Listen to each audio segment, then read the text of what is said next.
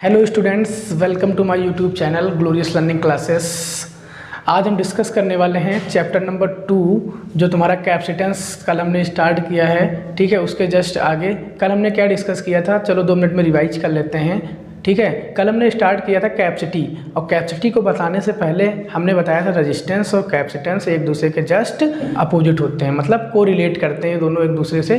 ठीक है, तो सबसे पहले हमने रेजिस्टेंस बताया था, और रेजिस्टेंस में भी हमने ये बताया था कि अगर हम किसी रॉड के टेम्परेचर, प्रेशर और वॉल्यूम में कोई भी चेंजेस ना करें तो उसमें जो पोटेंशियल प्रोड्यूस होगा, ठीक है, और रॉड में फ्लो होने वाले करंट के जस्ट क्या हो जाएगा, डायरेक्टली प्रोपोर्शनल हो जाएगा। तो V प्रोपोर्शनल टू I हो गया था, फिर V equal to R I या R equal to V upon I. इसी को हमने बोल दिया था कि क्या है, ओम्स लॉ है।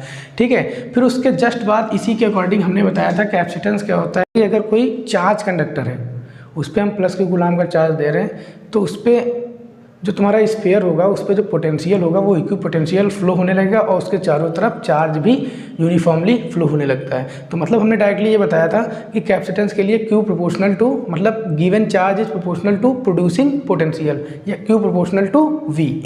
फिर इसी के according Q proportional to V के अकॉर्डिंग आ गया था Q is equal to CV, और यहाँ पे जो C वर्ड था इसी को हम कैपेसिटेंस बोलते हैं। फिर इसी की वैल्यू हमने निकाली थी C equal to Q upon V।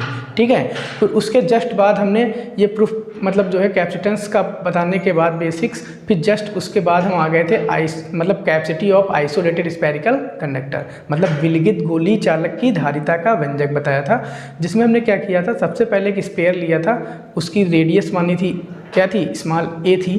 ठीक है, और सेंटर O पे प्लस Q कूलम का चार्ज क्या हो रहा था, सरफेस पे यूनिफॉर्मली फ्लो हो रहा था, और सरफेस पे चार्ज फ्लो होने के कारण हमने बताया था इस पर एक इलेक्ट्रिक फील्ड प्रोड्यूस हो जाता था। जो इलेक्ट्रिक फील्ड जो थी, जो प्रोड्यूस हुई थी, ठीक है, वो सीधे सरफेस पे परपेंडिकुलर हो गई थी। मतलब प्रोड्यूसिंग वाली जो तुम्हारा मान लो तुम्हारा चार्ज प्रोड्यूस हुआ यूनिफॉर्मली, उसके बाद उसी के अकॉर्डिंग तुम्हारी इलेक्ट्रिक फील्ड लाइन प्रोड्यूस हुई, और वो इलेक्ट्रिक फील्ड लाइन परपेंडिकुलर हो गई थी किसके, स्फीयर के सरफेस के। ठीक है, फिर हमने यही बता दिया था, सबसे पहले उसमें पोटेंशियल लगाया था, मतलब सबसे पहले तो हमने उसमें पोटेंशियल लगाया था V equal to 1/4 pi epsilon naught. ठीक है, Q अपॉन A क्या थी, उस स्फीयर की रेडियस थी, रिवीजन करा रहे हैं ओनली आज हम। ठीक है, और इसी V की वैल्यू हमने कैपेसिटेंस वाले फॉर्मूले में रख दी थी Q अपॉन V में। ठीक, तो आ गया था C equal to Q upon 1/4 pi epsilon naught Q upon A। Q cancel हो गया, तो आ गया था C equal to 4 pi epsilon naught A। ठीक है, एप्सिलॉन नॉट A ये आया था तुम्हारा। ये हमने क्विक रिव्यू कर रहे हैं, 1 मिनट या 2 मिनट में क्विक रिव्यू है तुम्हारा। ठीक है, फिर इसी को हमने बताया था C प्रोपोर्शनल टू A, मतलब अगर कोई आइसोलेटेड स्फेरिकल कंडक्टर है तो उसकी जो कैपेसिटी होगी वो डायरेक्टली प्रोपोर्शनल हो जाएगी किसके, उसमें उसकी रेडियस के।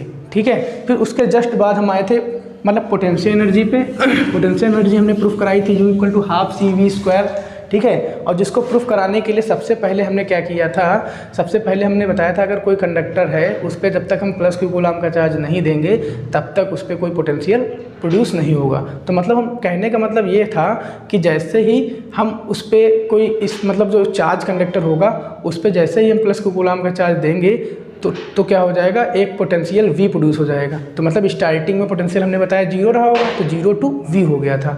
ठीक है, तो पहले V एवरेज निकाला था, फिर उसके बाद हमने क्या किया, पोटेंशियल वाला फॉर्मूला लगाया था V equal to W upon Q, फिर W निकाल लिया था वहाँ से। ठीक है, यही तो निकाला था पहले। सबसे पहले हमने क्या किया, पोटेंशियल का प्रूफ सबसे पहले हमने निकाल लिया था V एवरेज, और V एवरेज क्या आया था V/2, फिर V equal to W upon Q निकाला था, और ये W ही तुम्हारा क्या किसके इक्वल हो जाएगा, पोटेंशियल एनर्जी के। तो ये हो जाएगा तुम्हारा किसके, W इक्वल टू VQ। ठीक, और ये V एवरेज यहाँ पे V/2 रख देंगे इंटू Q, और फिर एक बार हमने Q की वैल्यू पुट की थी CV, तो आ गया था W equal to half CV square. यही वर्क जो होता है वो पोटेंशियल एनर्जी के इक्वल होता है, तो ये डायरेक्ट प्रूफ आ गई थी। फिर उसके बाद एक हमने रिजल्ट और बताया था जिसमें हमने किसकी वैल्यू पुट की थी, V की वैल्यू पुट की थी Q अपॉन C, तो तुम्हारा रिजल्ट आया था कितना, Q स्क्वायर अपॉन 2C। ठीक है, ये तुम्हारा प्रूफ आया था Q square upon 1/2 Q square upon 2C, ये प्रूफ आया था। ठीक, तो सबसे पहले अब हम आज डिस्कस करने वाले हैं कि अगर आज हम क्या डिस्कस करेंगे। सबसे पहले आज का हम देख लेते हैं। अभी तक तो हमने क्या किया, जो कल का हमने वीडियो अपलोडेड की थी उसमें जो चीज़ हमने कराई थी वो क्विक रिव्यू हो गया।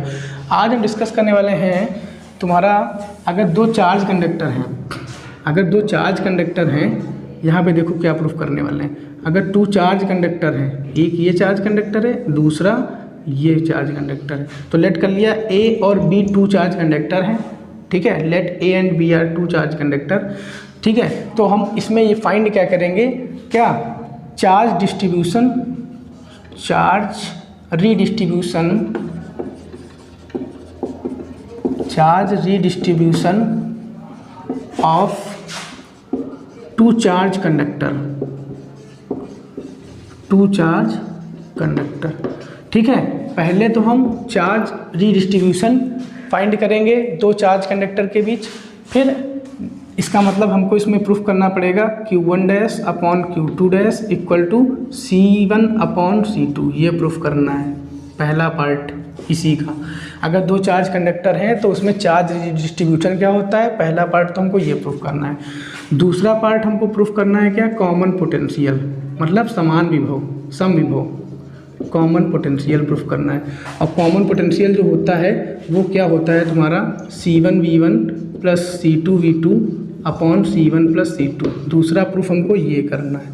तो पहले ये 2 प्रूफ हम देख लेते हैं कि अगर 2 चार्ज कंडक्टर हैं तो उसमें तुम्हारा जो है चार्ज रीडिस्ट्रीब्यूशन कितना होता है और कॉमन पोटेंशियल कितना होता है, ठीक है। उसके जस्ट बाद बताएंगे कि एक कंडक्टर से दूसरे कंडक्टर पे कितना चार्ज ट्रांसफ़र होता है। उसके जस्ट बाद तीसरा चौथा प्रूफ जो होगा इसी से रिलेटेड वो होगा तुम्हारा कि एनर्जी लॉस कितनी होती है तुम्हारी, किसमें कितनी एनर्जी लॉस होती है 1 कंडक्टर से दूसरे कंडक्टर में जाने में। तो पहले आओ हम देखते हैं कि 2 ये प्रूफ, ठीक है, जिसमें हमको देखना है charge redistribution of 2 charge conductor. ये दोनों चार्ज कंडक्टर सबसे पहले फिगर से देखते हैं, क्योंकि फिगर अगर क्लियर हो गया तो समझ लो सारी चीज़ें तुम्हारी क्लियर हो गई।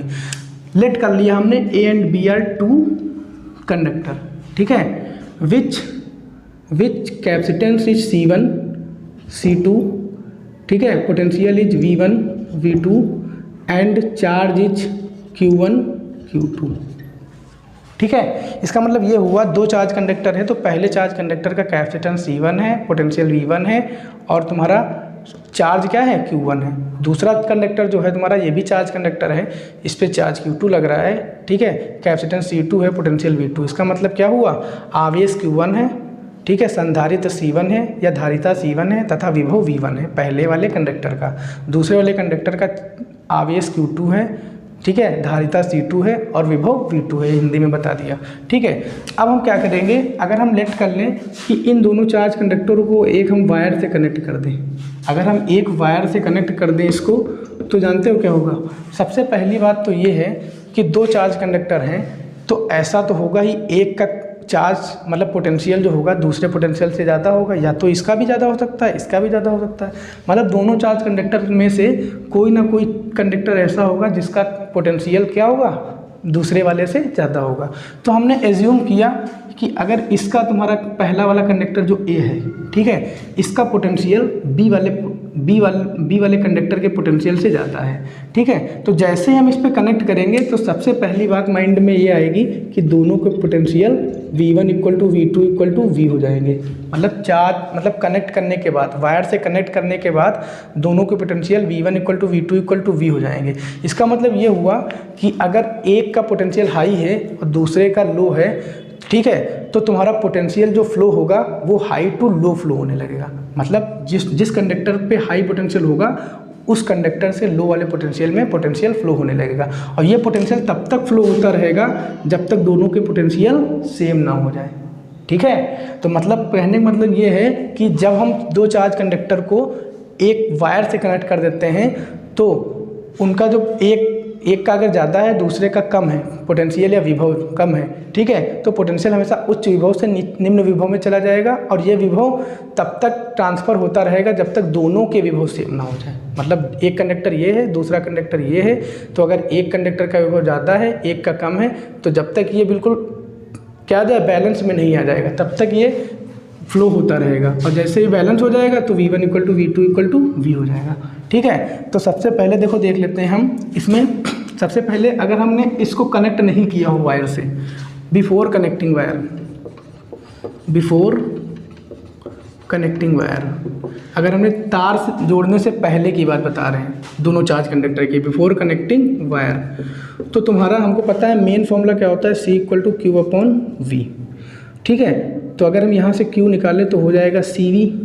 अगर पहले कंडक्टर के लिए निकालें तो हम लिख देंगे Q1 इक्वल टू C1V1, क्योंकि तार कनेक्ट करने से पहले तुम्हारा कैपेसिटेंस C1 था, V1 था, और जैसे ही तार से कनेक्ट कर देंगे तो पोटेंशियल दोनों के सेम हो जाएंगे और इनके चार्ज Q1 था तो Q1 डैश हो जाएगा, Q2 वाले का चार्ज हो जाएगा Q2 डैश, क्योंकि चार्ज में तो डिफरेंस होगा ही, विभव सेम हो जाएंगे लेकिन चार्ज में डिफरेंट होगा ही, क्योंकि पोटेंशियल जब ट्रांसफर होगा तो चार्ज क्या हो जाएगा, डिफरेंट हो जाएगा, एक में ज़्यादा हो जाएगा एक में कम हो जाएगा। तो लेट कर लिया कि वायर से कनेक्ट करने के बाद पहले वाले कंडक्टर का चार्ज Q1 से Q1 डैश हो गया, दूसरे का Q2 से Q2 डैश हो गया, ठीक है।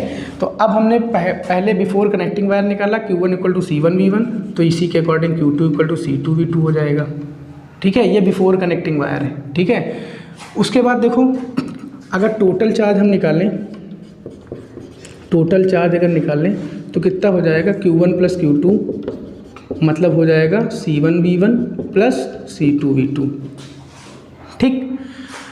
अब देखो इसमें हम क्या निकालेंगे, कॉमन पोटेंशियल। कॉमन पोटेंशियल अब फाइंड करेंगे। कॉमन पोटेंशियल का फॉर्मूला क्या होता है, देखो अभी 1 मिनट में तुमको पता चल जाएगा।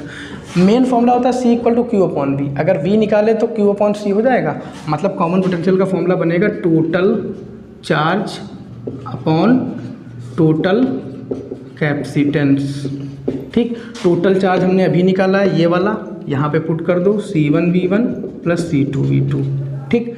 और हमने क्या किया, टोटल कैपेसिटेंस कितना है, एक का C1 है दूसरे का C2, तो टोटल कैपेसिटेंस कितना हो जाएगा, C1 प्लस C2, ठीक है। तो कॉमन पोटेंशियल जो तुम्हारा आया वो कितना आएगा, C1V1 प्लस C2।